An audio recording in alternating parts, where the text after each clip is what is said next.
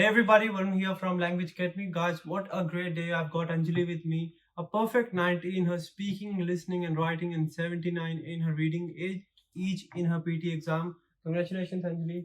Very well done. Very first thing I would like to ask you, you were struggling a bit in your reading section, right? You were missing by 1 or 2 points. Despite the fact you were regular to the lab sessions, you were practicing a lot, you were consistent. What do you think was the difference this time which helped you to get 8 each in reading as well?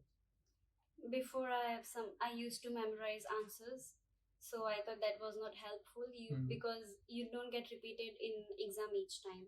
So it's really important you understand the meaning of words, whatever you come through, and context of the passage, and also time management is really important in reading.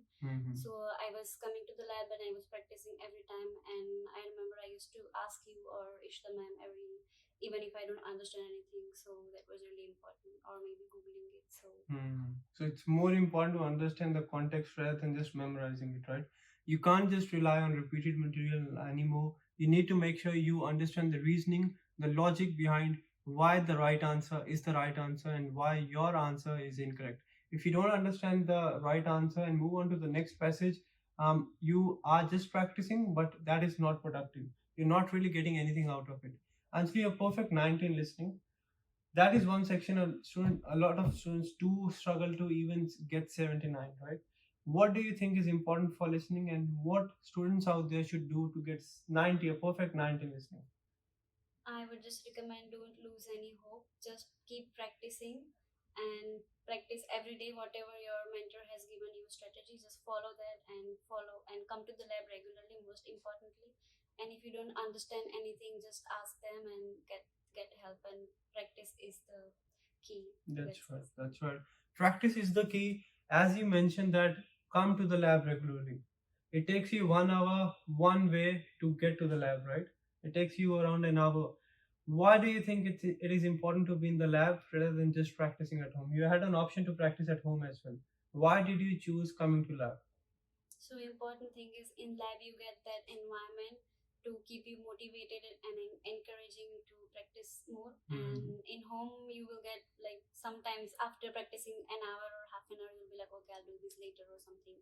And also we don't get that exposure at home. Like here we have all the tutors and everything to help us, and they will give you tasks and you will get motivated to finish your task and everything. But at home you're like, okay, I'll do this later or something, so that will never come. But in lab you can practice, and also equipments and everything. You might not have everything at home, which we have everything here, so it's really good to come to lab. Thanks for that, Anjali. Very important point, guys. When you are at home, you're just practicing by yourself. After half an hour, after an hour, you feel tired, right? You feel like I'll do it tomorrow, I'll do it afterwards, let's take half an hour break. But when you sit over here, you have an environment. You see a lot of students running towards the same goal, and you have that motivation that yes, if they are going to do it, if a lot of students have already done it, I have to do it as well. And you get the right focus, right direction and right feedback. Any final piece of advice for students out there who are preparing for the exam? They're missing by 1 or 2 points.